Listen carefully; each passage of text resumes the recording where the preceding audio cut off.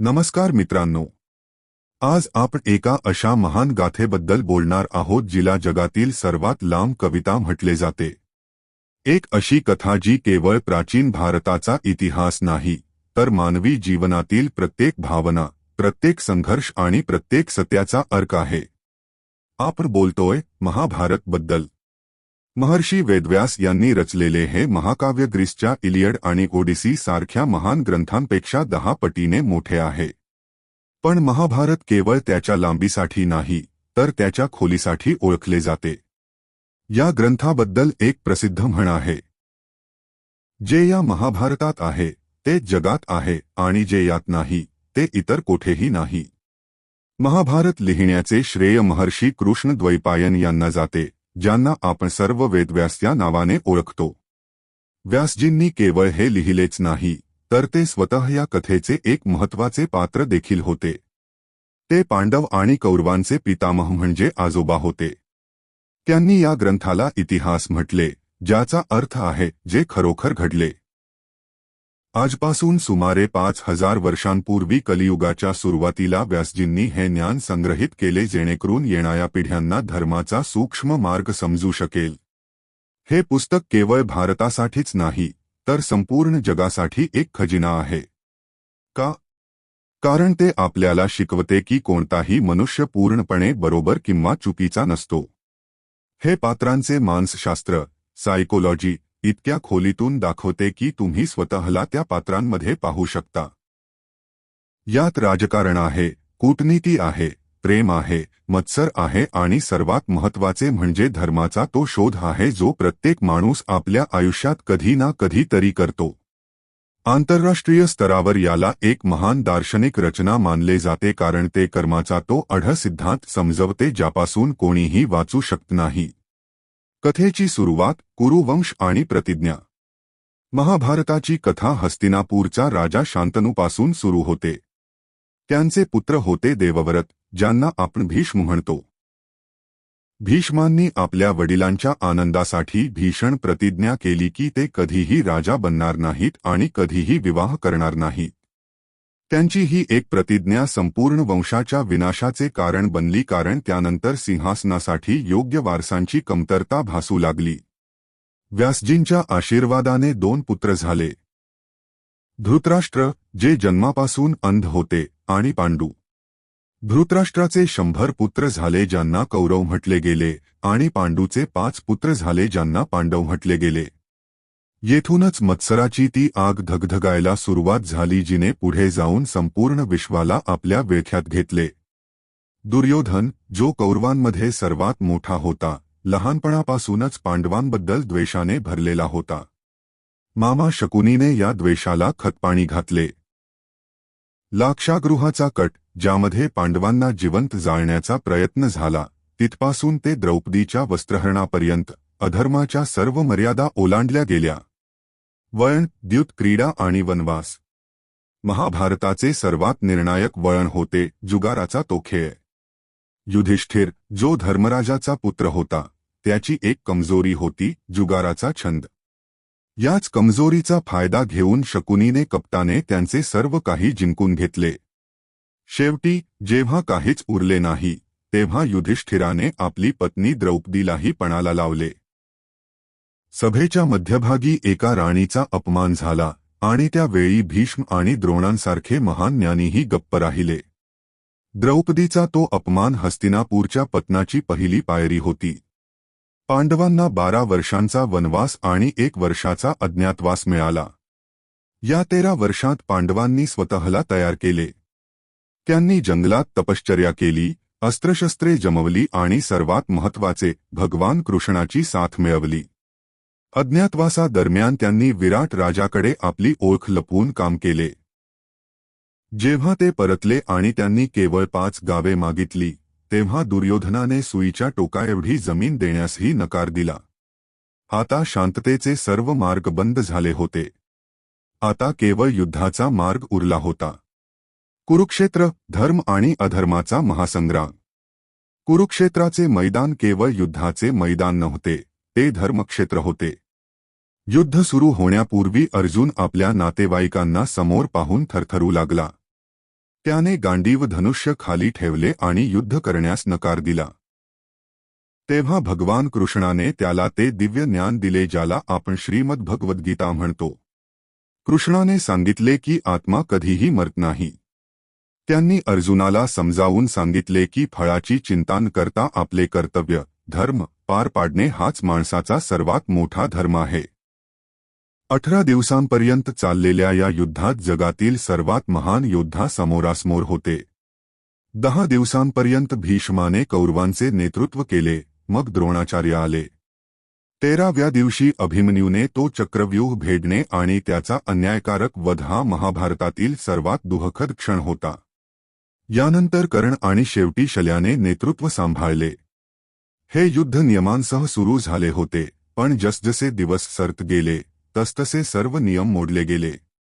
शेवटी भीमाने दुर्योधनाच्या मांडीवर वार करून त्याचा पराभव केला आणि पांडवांचा विजय झाला. पण हा विजय खूप महागडा होता, जवळपास सर्व वंश संपला होता. महाभारताची शिकवण काल आणि आज. महाभारत आपल्याला काय शिकवते? पहिली शिकवण, धर्म कधीही काळा किंवा पांढरा नसतो. तो नेहमी परिस्थितीवर अवलंबून असतो. दुसरी मोठी शिकवण, वाईट संगत. दुर्योधन वाईट नव्हता, पण शकुनीच्या संगतीने त्याला आंधळे बनवले.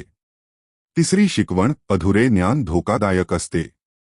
अभिमन्यूला चक्रव्यूहात शिरायला येत होते, पण बाहेर पडायला नाही. आजच्या काळातही जर आपण पूर्ण माहितीशिवाय एखाद्या क्षेत्रात पाऊल ठेवले तर आपण संकटात सापडू शकतो. आजच्या कॉर्पोरेट जगत आणि मॅनेजमेंटमध्येही कृष्णाच्या धोरणांना शिकवले जाते. कसा एक चांगला लीडर, कृष्ण स्वतः युद्ध लढत नाही, तर योग्य दिशा दाखवून आपल्या टीमला पांडव जिंकून देतो. हे पुस्तक शिकवते की अहंकार माणसाची बुद्धी हिरावून घेतो, जसे धृतराष्ट्राच्या बाबतीत घडले. ते आपल्या पुत्राच्या मोहात आंधळे होते, ज्यामुळे विनाश झाला. महाभारत आपल्याला सांगते की शांततेचा प्रयत्न शेवटपर्यंत केला पाहिजे, पण जर अन्यायाविरुद्ध लढावे लागले तर मागे हटू नये. वास्तविक परिवेश आणि दर्शन. जर आपण त्या काळातील वातावरणाबद्दल बोललो तर महाभारत आपल्याला एका खूप विकसित समाजाची झलक दाखवते. इंद्रप्रस्थासारखे शहर, ज्यामध्ये पाणी आणि जमीन यांचा भ्रम निर्माण करणारे तंत्रज्ञान होते, ते प्राचीन भारतीय वास्तुशालेचा आर्किटेक्चर अद्भुत नमुना आहे. युद्धात वापरली जाणारी दिव्यास्त्रे आजच्या क्षेपणास्त्रांची आणि अण्वस्त्रांची आठवण करून देतात. हा ग्रंथ आपल्याला सांगतो की प्राचीन भारत विज्ञान आणि दर्शन दोन्हीमध्ये किती पुढे होता. महाभारताचा शेवट खूपच दार्शनिक आहे. अश्वत्थामाचा तो रात्रीचा हल्ला आणि त्यानंतर पांडवांची स्वर्गयात्रा आपल्याला आठवण करून देते की शेवटी सर्व काही सोडून जावे लागते. युधिष्ठिराचा तो कुत्रा, जो शेवटपर्यंत त्यांच्या सोबत राहिला, हा संदेश देतो की शेवटी केवळ तुमचा धर्म आणि तुमची निष्ठाच तुमच्या सोबत राहते. हा ग्रंथ आपल्याला शिकवतो की जय आणि पराजयापलीकडे जाऊन सत्याचा शोध घेणे हेच जीवनाचे खरे उद्दिष्ट आहे. निष्कर्ष आणि संदेश. मित्रांनो, महाभारत केवळ एक जुनी कथा नाही. ही आपल्या आत चालणाऱ्या युद्धाची कथा आहे. आपल्या आतही एक अर्जुन आहे जो साशंक आहे, एक दुर्योधन आहे जो अहंकारी आहे, आणि आपल्या आतच तो कृष्ण देखील आहे जो आपल्याला योग्य रस्ता दाखवू शकतो. या व्हिडिओचा उद्देश केवळ या महान ग्रंथाचा सारांश देणे नव्हता, तर तुम्हाला हे समजावून सांगणे होते की का आजही प्रत्येक घरात महाभारताचा अभ्यास गरजेचा आहे. जर आपण यातील धडे आपल्या आयुष्यात उतरवले तर आपण केवळ चांगले माणूसच बनणार नाही, तर एका चांगल्या समाजाची निर्मिती देखील करू शकू. आशा आहे की महाभारताचे हे संक्षिप्त विवरण तुम्हाला या महान गाथेला अजून खोलीतून वाचण्यासाठी प्रेरित करेल. जर तुम्हाला हा व्हिडिओ आवडला असेल तर याला लाईक करा आणि शेअर करा. कमेंट्समध्ये सांगा की महाभारतातील कोणते पात्र किंवा कोणती शिकवण तुम्हाला सर्वात जास्त प्रभावित करते. धन्यवाद आणि जय श्री कृष्ण. पात्रांच्या चरित्र विकासाचा विस्तृत कालक्रम. कर्णाची शोकांतिका, एक समाजशास्त्रीय दृष्टिकोन. कर्ण या महाकाव्यातील सर्वात गुंतागुंतीचे पात्र आहे, ज्याचे वर्णन अनेकदा अटी हिरो, नायक विरोधी म्हणून केले जाते, ज्याचे जीवन पद्धतशीर अन्यायांची एक मालिका आहे. लग्नापूर्वी सूर्यदेवाच्या माध्यमातून कुंतीपासून जन्मलेला त्याला त्यागले गेले आणि एका सारथ्याने त्याचे पालनपोषण केले, ज्यामुळे त्याला आयुष्यभर सूतपुत्र, कनिष्ठ जातीचा मुलगा असण्याचा कलंक सोसावा लागला. दुर्योधनाप्रती असलेली त्याची निष्ठा कोणत्याही सामायिक वाईट प्रवृत्तीतून नाही, तर खोल कृतज्ञतेतून निर्माण झाली होती. जेव्हा जगाने त्याच्या वंशाची चेष्टा केली, तेव्हा दुर्योधनाने त्याला राज्य आणि सन्मान दिला. तथापि हे महाकाव्य करण्याचा उपयोग हे समजवण्यासाठी करते की वैयक्तिक कृतज्ञता वैश्विक धर्मापेक्षा मोठी असू शकत नाही. आपल्या महान औदार्यामुळे दानशूर असूनही द्रौपदीच्या अपमानात त्याचा सहभाग आणि राज्यावर कौरवांच्या बेकायदेशीर ताब्याचे समर्थन त्याचे नशीब ठरवते.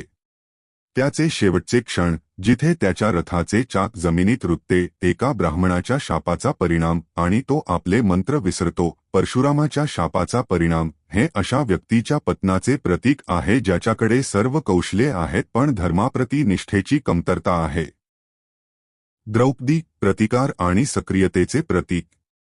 द्रौपदीच्या पात्रातील चढउतार हे वंशवादी वादाचे मूल्यांच्या पूर्ण युद्धात रूपांतर होण्यासाठी केंद्रस्थानी आहे. ती अग्नीपासून जन्माला आली आहे, याज्ञसेनी, जे कुरु वंशात एक परिवर्तनकारी आणि शुद्ध करणारी शक्ती म्हणून तिच्या भूमिकेचा संकेत देते. समकालीन साहित्यात अनेकदा आढळणाऱ्या निष्क्रिय स्त्री आदर्शांच्या विरुद्ध द्रौपदी एक राजकीय एजंट आहे. सभामंडपात तिचे प्रश्न की स्वतः हारल्यानंतर युधिष्ठिराला तिला पणाला लावण्याचा अधिकार होता का, दरबारातील सर्वात विद्वान थोरामोठ्यांना विचलित करतात. दुशासनाच्या रक्ताने धुईपर्यंत आपले केस मोकळे ठेवण्याची तिची प्रतिज्ञा वनवासादरम्यान पांडवांसाठी निरंतर मानसिक प्रेरक म्हणून काम करते. ती सत्तेकडून उत्तरदायित्वाची मागणी करणाऱ्या उपेक्षितांच्या आवाजाचे प्रतिनिधित्व करते. तिची कथा आंतरराष्ट्रीय प्रेक्षकांसाठी जेंडर स्टडीज, लिंग अभ्यास आणि सामाजिक न्यायाच्या क्षेत्रातील एक महत्त्वाचा अभ्यास ठरली आहे, जी या गोष्टीवर प्रकाश टाकते की एखाद्या राज्याचे नैतिक अपयश हे स्त्रियांच्या प्रतिष्ठेचे रक्षण करण्यात येणाऱ्या अपयशातून सर्वात स्पष्टपणे दिसून येते. कृष्ण, दिव्य रणनीतिकार आणि मुत्सद्दी. महाभारतात भगवान कृष्णाची भूमिका एका युद्धन करणाऱ्या रणनीतिकाराची आहे. ते त्या अवताराचे प्रतिनिधित्व करतात ज्यांचे ध्येय जुन्या, भ्रष्ट व्यवस्थेचा विनाश सुलभ करून धर्माची पुनर्स्थापना करणे आहे. उद्योग पर्वातील त्यांची कूटनीती संघर्ष निवारणातील एक उत्तम उदाहरण आहे, जिथे ते युद्धाला एकमेव पर्याय मानण्यापूर्वी सर्व संबंधितांचे समाधान करण्याचा प्रयत्न करतात. भगवद्गीतेतील कृष्णाची शिकवण संपूर्ण युद्धासाठी एक तत्वमीमांसेची, मेटफिजिकल चौकट प्रदान करते. ते युद्धाच्या मैदानाला अहंकार आणि मोहाविरुद्धचा आंतरिक संघर्ष म्हणून पुन्हा परिभाषित करतात. सारथी, पार्थसारथी म्हणून काम करून ते भौतिक अस्तित्वाच्या गोंधळातून मानवी आत्म्याला, अर्जुन, मार्गदर्शन करणाऱ्या दिव्य बुद्धीचे प्रतीक आहेत. एका साध्या व्याधाच्या बाणाने झालेला त्यांचा अंतिम मृत्यू आणि त्यांच्या वंशाचा विनाश हे सत्तेची नश्वरता आणि काळाची अनिवार्यता याबद्दलच्या महाकाव्याच्या संदेशाला अधिक पुष्टी देतात. युद्धाच्या 18 दिवसांचे विस्तृत विवरण. कुरुक्षेत्र युद्धाचे वर्णन सूक्ष्म तपशिलांसह केले गेले आहे, जे मानसिक युद्ध आणि लष्करी रणनीतीचा दैनंदिन लेखाजोखा प्रदान करते. दिवस 1 ते 10. भीष्मांचे नेतृत्व. पहिले 10 दिवस उरलेली शौर्य आणि नैतिकतेची भावना यांनी चिन्हांकित आहे. भीष्म या अटीवर लढतात की ते पांडवांना मारणार नाहीत, केवळ त्यांच्या सैनिकांना मारतील. पांडव पितामहावर विजय मिळवण्यासाठी संघर्ष करतात जोपर्यंत कृष्ण हस्तक्षेप करत नाहीत आणि अर्जुनाला शिखंडीचा वापर करण्यास प्रवृत्त करत नाहीत. दिवस 11 ते 15. द्रोणांचे नेतृत्व. युद्ध क्रूर होते. द्रोण युधिष्ठिराला बंदी बनवण्याचा प्रयत्न करतात. 13व्या दिवशी चक्रव्यूहाची रचना केली जाते, ज्यामुळे अभिमन्यूचा मृत्यू होतो. 14व्या दिवशी सूर्यास्तापर्यंत जयद्रथाला मारण्याची अर्जुनाची प्रतिज्ञा रात्रीच्या युद्धातील मोठ्या वाढीकडे नेते. दिवस 16 ते 17. कर्णाचे नेतृत्व. 2 महान धनुर्धारी, अर्जुन आणि कर्ण यांच्यातील अंतिम लढत. भीम दुशासनाला मारण्याची आपली प्रतिज्ञा पूर्ण करतो आणि भयानक सूडाच्या दृश्यात त्याचे रक्त पितो. शेवटी कर्णाचा मृत्यू होतो कारण त्याचा रथ त्याला साथ देत नाही. दिवस 18. शल्याचे नेतृत्व आणि निष्कर्ष. मगरचा राजा शल्य शेवटच्या काही तासांसाठी नेतृत्व करतो. युधिष्ठिर शल्याला मारतो आणि सहदेव युद्धाचा सूत्रधार शकुनीला मारतो. दुर्योधन एका सरोवरात पळून जातो पण शेवटी अंतिम गदा युद्धासाठी त्याला शोधून काढले जाते.